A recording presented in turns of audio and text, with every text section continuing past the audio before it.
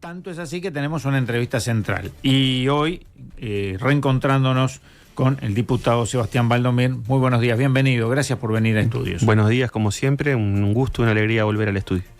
Una alegría volver porque estábamos hablando fuera de micrófono hace años que hemos compartido micrófonos en esta misma emisora desde otro lugar, en tu caso, pero siempre como una casa que muy bien te recibe.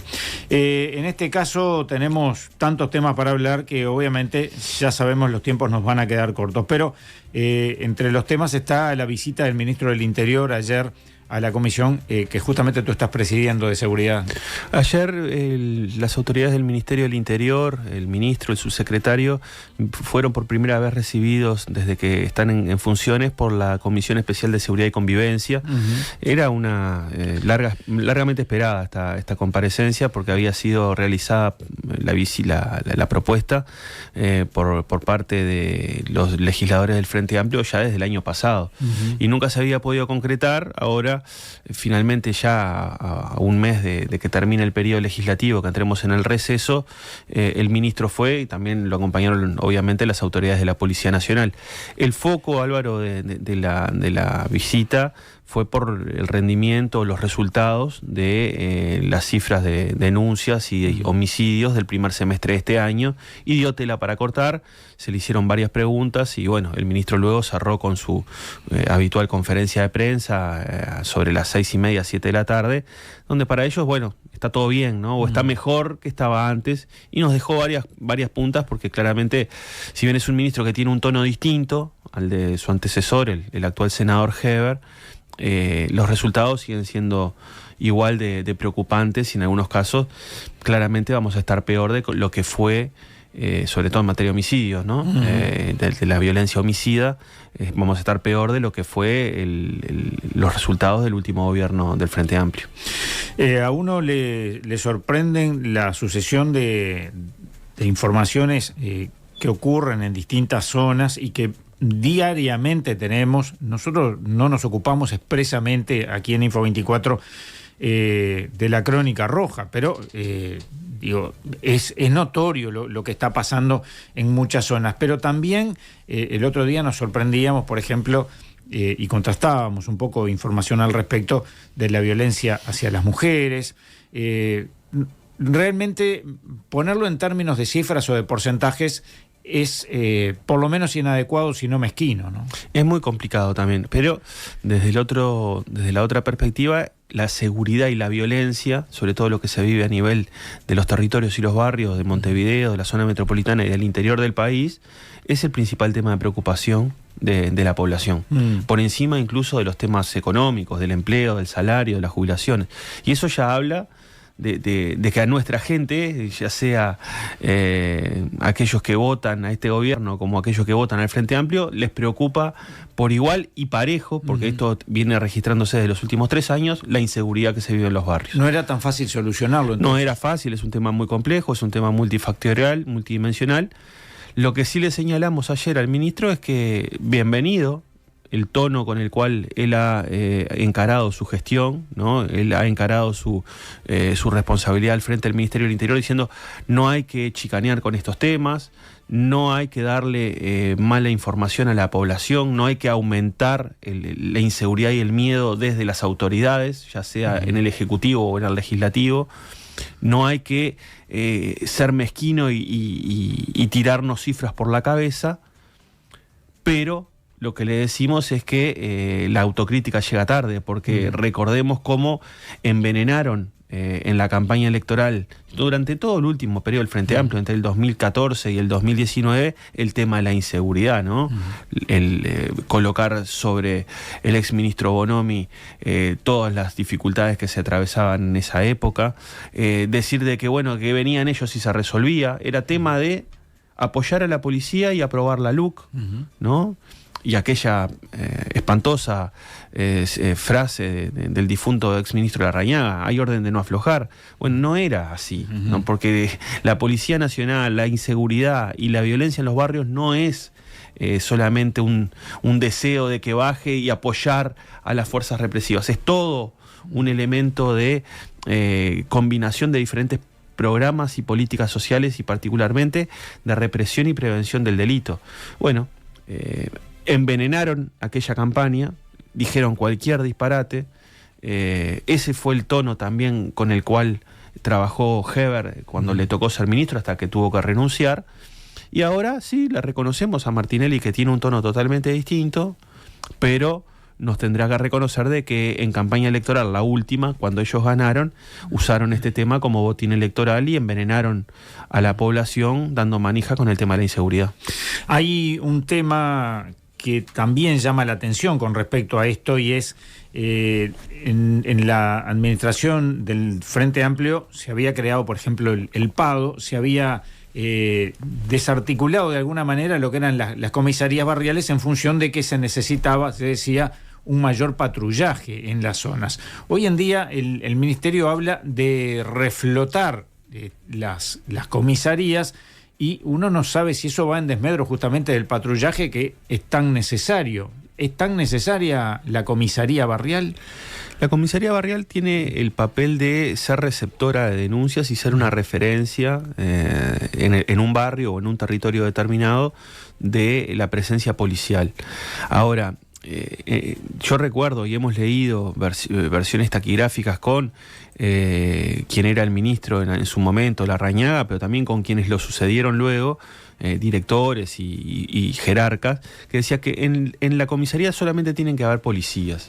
Y bueno, uno de los elementos que cambió este gobierno es que cuando alguien iba a una comisaría a hacer una denuncia, lo podía atender un suboficial, un oficial a cargo, pero también había algún civil con el cual poder dialogar, los famosos becarios, ¿no? Sí. Bueno, yo recuerdo haber encontrado varias intervenciones de los anteriores jerarcas que decía, la comisaría es el lugar de los policías y no tienen que haber civiles. Eso trae como correlato de que cuando uno va a hacer la denuncia o va a hacer un planteo, normalmente el tono o la forma en que se registra esa denuncia tiene algunas problemáticas, ¿no? Y en ese sentido lo que nosotros decimos es fortalecer las comisarías para eso y sacarle efectivos al patrullaje o a otros programas, como puede ser, por ejemplo, el programa Comunidad Educativa Segura, que se encarga de que la salida y la entrada de los liceos, las UTUs y las escuelas tengan con presencia policial por cualquier hecho de violencia que se pueda suscitar. Bueno, meter gente a esperar en una comisaría que la gente vaya a denunciar no parece ser lo más adecuado. Ahora, lo que tú decías al principio, Álvaro, era lo más importante. El PADO, el Programa de Alta Dedicación Operativa, orientaba el patrullaje en función de la cantidad de denuncias. Entonces, si había 25 denuncias o 40 denuncias en un determinado barrio, bueno, esa semana o ese mes se fortalecía ese lugar y se descuidaba otro relativamente. Sí. Bueno, este gobierno lo que hizo desde el principio fue decir, no, vamos a darle más flexibilidad al PADO, no vamos a orientarnos solamente por las denuncias, sino que vamos a darle a la experiencia del jefe policial, a la experiencia del comisario, a la experiencia y al sentido que tiene este efectivo o este oficial, para que él también pueda reordenar la presencia del patrullaje en una determinada zona. Y bueno, eso era justamente sacarle el sentido que tenía el PADO, que es orientar el patrullaje en función de las zonas de calor, ¿no? Donde se aglomeran las denuncias. Bueno, ellos dicen que no desarticularon el PADO. Pero no se lo ve, como tal no se lo ve en la calle. Y lo que la gente ve es que, bueno, que la presencia que hay de la policía no es suficiente para, de alguna manera, disuadir la actividad de grupos delincuenciales, o tampoco que eviten las situaciones de violencia y algunas que terminan en homicidios o altercados entre vecinos o bandas, ¿no? Y eso es lo que se le cuestiona. Que pueden decir, bueno, un homicidio es muy difícil prevenirlo. Bueno, depende. Si uno hace seguimiento a los grupos criminales y no solo los muestra en un PowerPoint, como nos hacía Heber en las interpelaciones, ¿no? Que decía, aquí ahí están los 47 grupos criminales de Montevideo, zona metropolitana. Fue a los 6 meses después y había 52, habían crecido. Dice, bueno, pero si usted lo tiene identificado, ¿Por qué no se actúa? ¿Qué hace? Porque después mostrármelos es solo una parte. Bueno, lamentablemente ahí es que tenemos el principal punto de discusión o el punto de conflicto con la orientación de esta política de seguridad, ¿no? Que se basa mucho en grandes eslogan y pocos resultados. Al menos los resultados en materia de homicidio y narcotráfico no son buenos, y lo ha reconocido el propio presidente de la República. Con los homicidios no podemos. Hay también un tema de financiamiento para poder mejorar la seguridad. Se acaba de aprobar con los votos de la coalición de gobierno la rendición de cuentas. ¿Está contemplado este tema debidamente? No. Ayer el director nacional del Instituto de Rehabilitación, el comisario Mendoza, hablaba de en qué estaban las obras de nuevas cárceles. Aparentemente se llegaría por cosas que se están firmando en estas semanas, es decir, a 5 meses que cambie el gobierno, a 6 meses que cambie el gobierno, la construcción de 3 módulos nuevos en Libertad, un módulo para la cárcel femenina que se va a hacer en Punta Rieles también, que supuestamente acabaría con el hacinamiento al final del periodo. Recordemos que estamos en 16.000 personas privadas de libertad en el país. ¿Te acordás, Álvaro, cuando nos decían que en el compromiso por el país se iba a hacer una cárcel de alta seguridad en el entorno de 300, 400 plazas? Bueno, no hay cárcel de alta seguridad.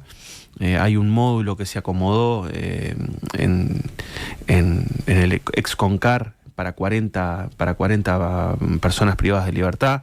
Hubo que cambiar el lugar, o hay que cambiar el lugar de la cárcel para mujeres, desde donde está ya en el municipio G para otro lugar, porque por un habeas corpus interpuesto por los operadores penitenciarios, las condiciones terribles en las cuales están recluidas las mujeres, muchas de ellas con hijos, hace que tengan que salir ahora de apurado para tratar de firmar una nueva ampliación de la participación pública-privada en la cual se construyó en Punta Rieles, para generar un módulo específico para mujeres. Allí se informó por parte del ministro en el día de ayer que va a tener como 2 o 3 lugares para mujeres que están saliendo también de cumplir la pena, para que se puedan reinsertar en la sociedad. Eso nos parece positivo. El tema es que, el solo construir más plazas no es suficiente. Recordemos que este gobierno, cuando arrancó, habían 11.500 presos, ¿no? Lo va a dejar con 16.000.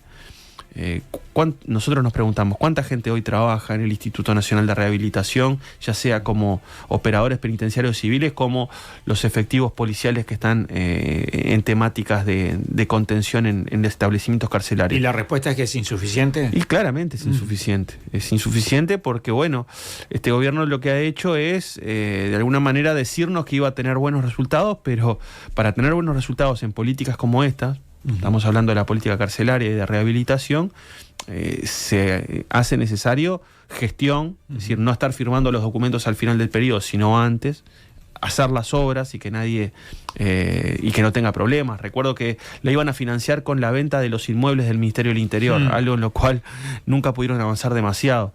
Es evidente que se precisan recursos, más recursos de lo que se le destinaron, y sobre todo tener una política de rehabilitación mucho más acorde y mantener líneas de trabajo. No es solamente reordenar y darle la Dirección Nacional del Liberado del Ministerio del Interior al Mides, que fue lo que siempre te dicen, pero ahora está en el Mides y le damos una tarjeta a los presos para que en un plan piloto tengan con cuál ir, tomarse un ómnibus, tener una tarjeta para no tener que volver a incurrir en el delito. Todas esas cosas nos parecen que están bien, pero son una gotita en un océano. ¿Cuáles son las propuestas del Frente Amplio ante un eventual nuevo gobierno?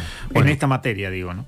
A ver, el programa del Frente Amplio, sobre todo en materia de seguridad y convivencia, pasa por 2 o 3 elementos que son muy importantes. Primero, hay que sacar la gestión de las cárceles del Ministerio del Interior. Hay que avanzar en un acceso a la justicia mucho más equitativo y mucho más presente para todo el país. Eso va también de la mano, entre otras cosas, de la creación de un Ministerio de Justicia. Y en la parte más caliente de la gestión de seguridad hay que hacer mucha más inteligencia policial, pegarle duro a los grupos dedicados a las actividades ilegales como el crimen organizado, el narcotráfico, el contrabando, el lavado de activos, fortalecer la presencia de todo el Estado en el territorio nacional, a nivel aéreo, a nivel de las fronteras, a nivel de las carreteras, a nivel del puerto, ir a un combate mucho más decidido a lo que tiene que ver a los grandes grupos del narcotráfico y además marcar una presencia mucho más potente del Estado, no solo de la policía, sino de la ANEP, del MIDES, de ACE, de las intendencias, del Ministerio de Trabajo en los diferentes barrios. ¿Para qué? Para que nuestros jóvenes y nuestros gurises no tengan siempre esa presencia del crimen organizado o del narcotráfico o de la barra delincuencial que opera en cada zona como referente. Entonces hay que disputarle el territorio nuevamente al crimen y al crimen organizado en particular, reprimir cuando haya que reprimir y también volver a tener presencia con todas estas patas del Estado, no solo con la policial, sino con todas las que mencioné, para de alguna manera disputar el territorio que se perdió en los últimos años. No es una tarea fácil, ¿no? A manos del narcotráfico. No es una tarea fácil, no hay que prometer que esto se resuelve en 6 meses, porque nadie lo resuelve en 6 meses ni en un año. Acá tienen que haber acuerdos suprapartidarios, claro. Estamos de acuerdo que se hiciera una iniciativa como la estrategia de seguridad preventiva, donde participaron todos los partidos políticos. Pero eso hay que hacerlo primero mucho más, de forma más permanente y profunda. Hay que traer gente que sabe estos temas a nivel académico, a nivel de las organizaciones sociales. Por ejemplo, tenemos que incluir en la política penitenciaria lo que tienen para opinar, por ejemplo, los familiares de los presos, los trabajadores, los operadores penitenciarios, las organizaciones de derechos humanos. Tenemos que traer también la experiencia de gente que sale y logra reinsertarse a la sociedad luego de haber pasado por una cárcel o de haber cometido un delito. Tenemos que hacer del diálogo y de los temas de inseguridad y de convivencia ciudadana una política permanente en la cual no nos andemos tirando cada 4 meses o cada 4 años con los datos por la cabeza, porque eso es de corto vuelo. Tirarnos y decir, bueno, usted va a terminar con el quinquenio de mayor cantidad de homicidios de toda la historia. Yo se lo tengo que decir eso al ministro, porque a un gobierno se lo tiene que evaluar por un periodo. Pero además también tenemos que sentarnos a trabajar y no hacer lo que se hizo en el 2019, que convirtieron la inseguridad y el miedo de la población en un botín electoral y en una herramienta de campaña. Yo creo que ahí hay todo un cambio para hacer, es un cambio de paradigma, digamos. Y sobre todo devolverle la confianza a la población en las entidades del Estado y particularmente en la policía. Porque cuando tú, Álvaro, o cuando algún familiar, algún vecino sufre un robo y no denuncia, lo que está por detrás de eso es que no tiene confianza en que su denuncia sirva para algo. Lo que nosotros tenemos que hacer es una fuerte también política de estímulo a las denuncias. Es más, el gobierno que viene no va a festejar. Hay miedo también, ¿no? Hay miedo, hay inseguridad, hay desconfianza. Un gobierno no puede festejar la baja de denuncias. Los gobiernos lo que tienen que hacer es estimular que la gente denuncie. Y si pasan de 5.000 a 7.000 rapiñas, bueno, ahí vamos a tener más información para orientar el patrullaje, la prevención y la represión, para que ahí sí se acompañe con una baja real de esos incidentes y de esas rapiñas, de esos delitos.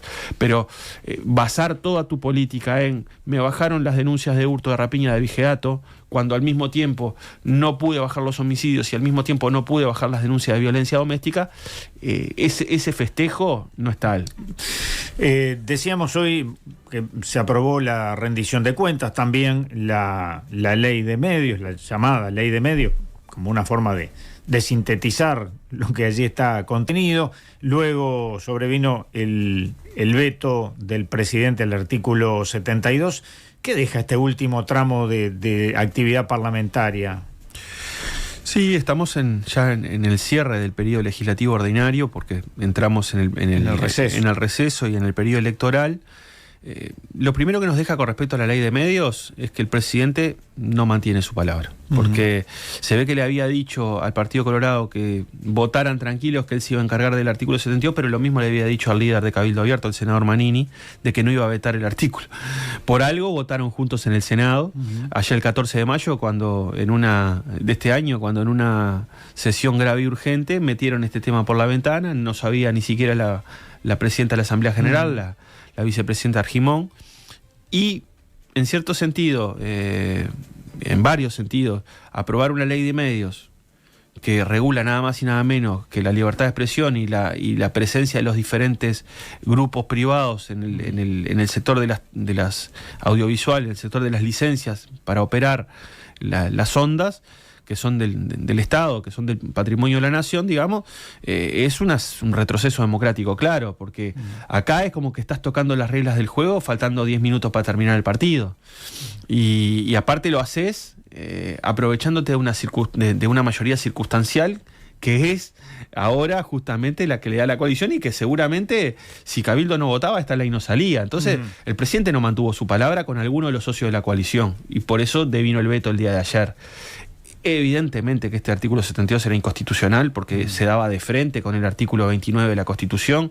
Recordemos, vos sabés bien como periodista de muchos años, que la libertad de expresión es el único derecho enteramente libre reconocido. Así dice el artículo 29 de nuestra Constitución. Es un artículo que viene desde la primera Carta Constitucional, allá en 1830, más o menos tenía la misma formulación con algunos cambios.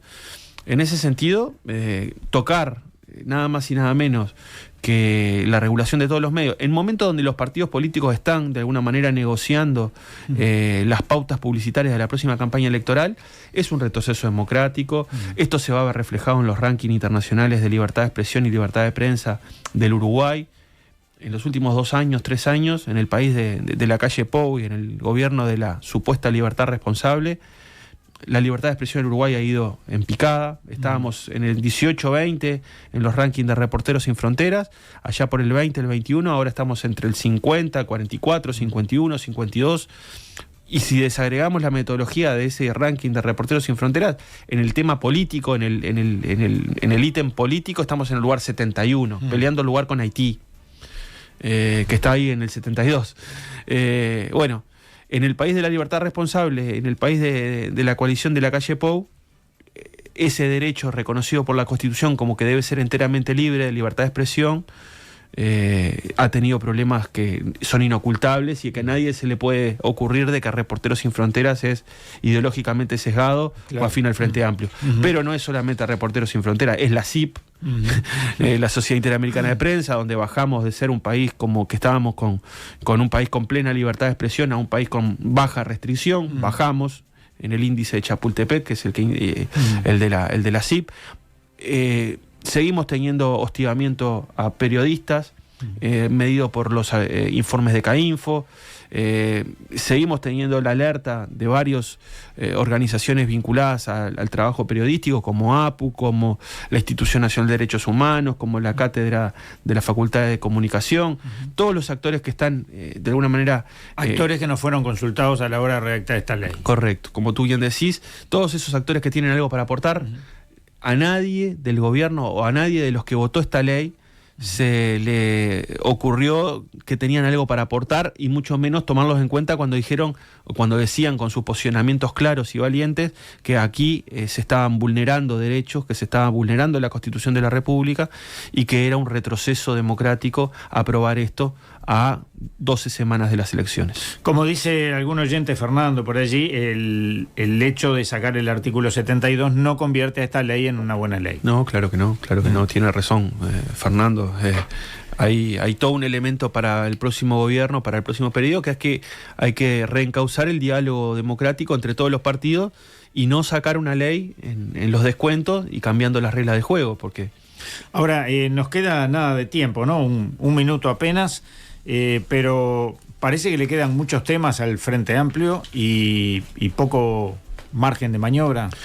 Bueno, lamentablemente la actividad parlamentaria este año, en un año electoral, un año de campaña, es muy bajo, pero todo el periodo legislativo, la productividad medida en leyes de esta legislatura ha sido reducido. Lamentablemente quedan algunos muy buenos proyectos con muy buenas discusiones y temas urgentes para tratar que no van a ser seguramente abordados y aprobados. El proyecto de la diputada Lustenberg, que está durmiendo en el Senado. Corre riesgo de no ser aprobado. Se aprobó en diputados, pero en el Senado no sale de comisión. Lo mismo pasa con el proyecto de eutanasia, que no se convoca al tratamiento de la comisión. Incluso los mismos colorados lo están señalando, bueno, pero ese es el tema con esta coalición. O son parte o no son parte, ¿no?